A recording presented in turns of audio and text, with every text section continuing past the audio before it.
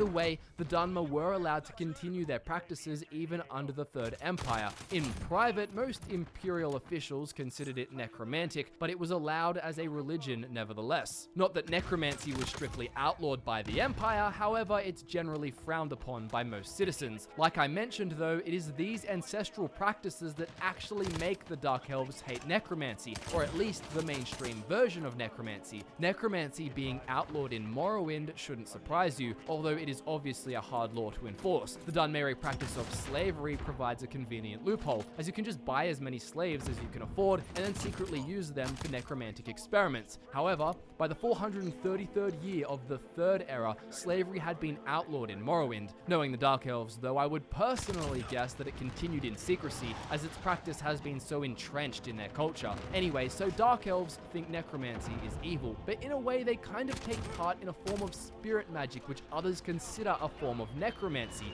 Is the spirit magic evil? Well, they voluntarily take part in it, but others view it as cruel. It's a weird situation, but the main thing to consider in your head as we talk about it is whether or not this constitutes the Dunmer providing an example of necromancy used in a way that isn't actually evil. Now let's move to the classic Nords of Skyrim. Necromancy isn't exactly outlawed in Skyrim, and if you've played through the College of Winterhold storyline, you will know it's even practiced there. That said, as you would know, most magic is generally frowned upon in Skyrim, and mages aren't trusted by most locals. Knowing this, imagine how necromancers would be treated. Most folks would hate them, and it wouldn't be uncommon for a local to get violent if he saw you raising bodies near his property. This has led many necromancers in Skyrim to do their work in private, and most of them are ill-intentioned outlaws. It's not rare to come across a group of these necromancers while adventuring in Skyrim, as the climate is perfect for them to operate in. Think about it. You've got snow everywhere, which preserves corpses really well, and the harsh terrain provides lots of isolated locations for you to conduct your magical work.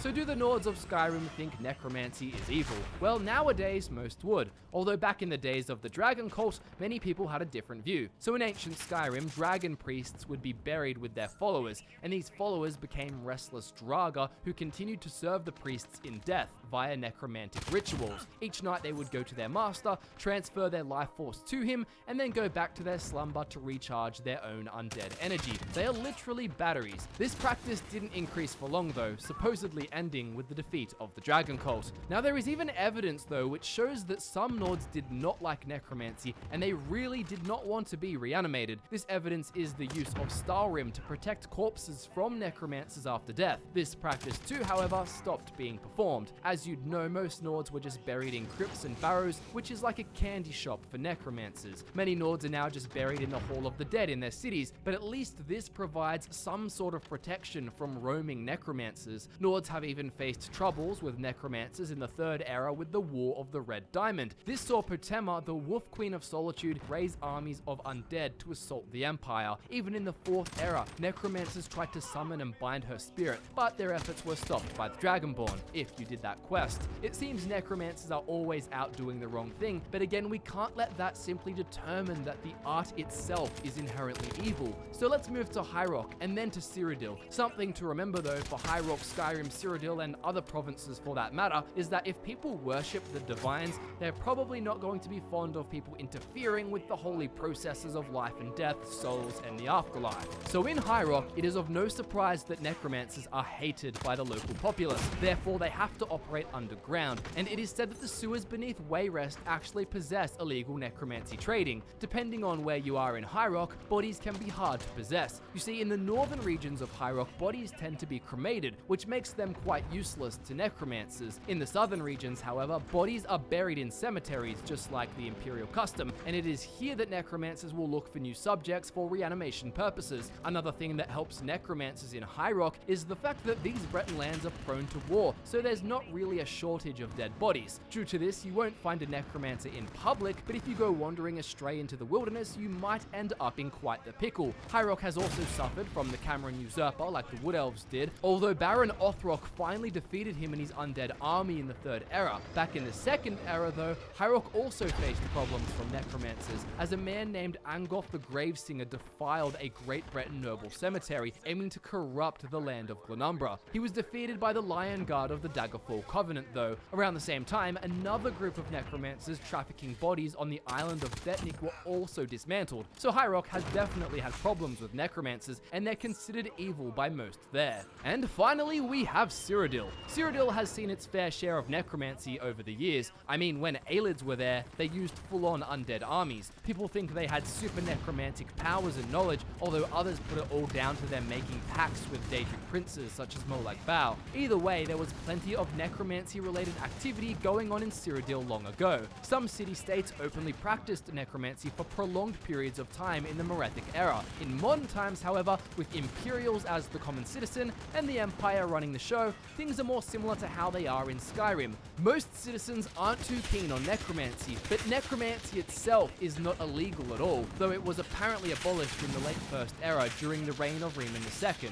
Now do keep in mind, while I say it's more similar to Skyrim, it's not exactly the same. The citizens of Cyrodiil are a lot more open to necromancy, and magic is more publicly tolerated in general when compared to the Nords. The Empire has even been known to hire necromancers who are given the dead bodies of criminals to use in the study of their craft. The Mages Guild, however, has gone through many phases regarding necromancy. Some mages think it should remain practiced in the institution, whereas others thought it should be banned. Many of you will know that Hannibal Traven did ban necromancy in the Mages Guild, and in Oblivion we saw this guild face a lot of problems from the Order of the Black Worm. Like many places in Tamriel, Manamako has caused problems in Cyrodiil on multiple occasions. So to summarize Cyrodiil, necromancy is still frowned on by a lot of common folk, but it's not as hated as somewhere like the Somerset Isles or even Skyrim. So now that we have a pretty extensive understanding of how necromancy is viewed all around Tamriel and throughout the ages and why, let's get into some solid exploration of the act of necromancy itself, and whether or not it truly is evil by nature, like many cultures believe it to be. So necromancy inherently involves the manipulation of souls of the dead, though as you know, the schools of magic are artificial constructs, and there is overlap everywhere, so in a way,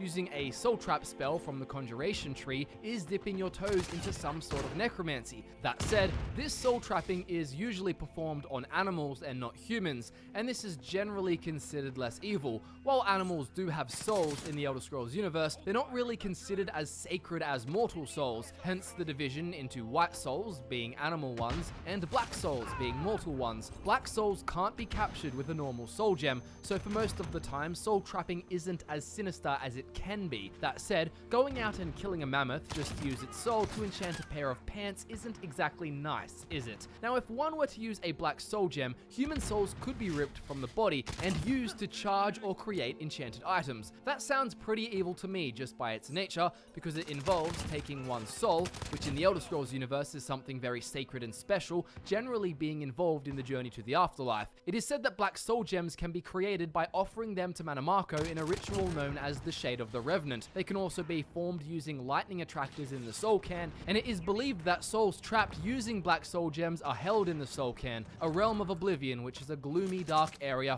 filled with undead abominations. Necromancy is also associated with Molag Bal, who commits quite a lot of evil acts, so you can understand the stigma behind it all really easily. Souls cannot die while held in a black soul gem until the gem is finally used. Black soul gems are also hungry in a way standard soul gems are not, and can even absorb parts of the handler's soul if they do not contain a soul of precisely the right size to fill them. This is just one example that shows how necromancy can be dangerous and corrupting to the user, and respected mages throughout the eras have said that necromancy is too corrupting to the user, and therefore one cannot simply dabble in it. The Sijic Order even banned the practice, and they're a seriously wise group. Furthermore, people argue that by nature, necromancy involves the spilling of blood. Not literally the use of your own blood, although that is needed for some rituals in the Elder Scrolls universe, but rather the simple fact that something needs to die to be reanimated in the first place. Therefore, many practitioners... Starting launching.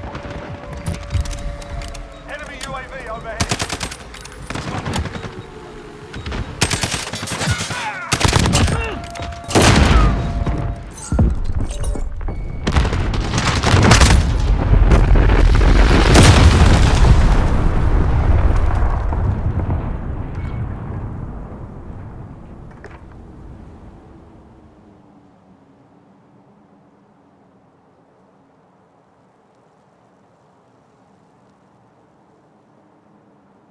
Who dares wins.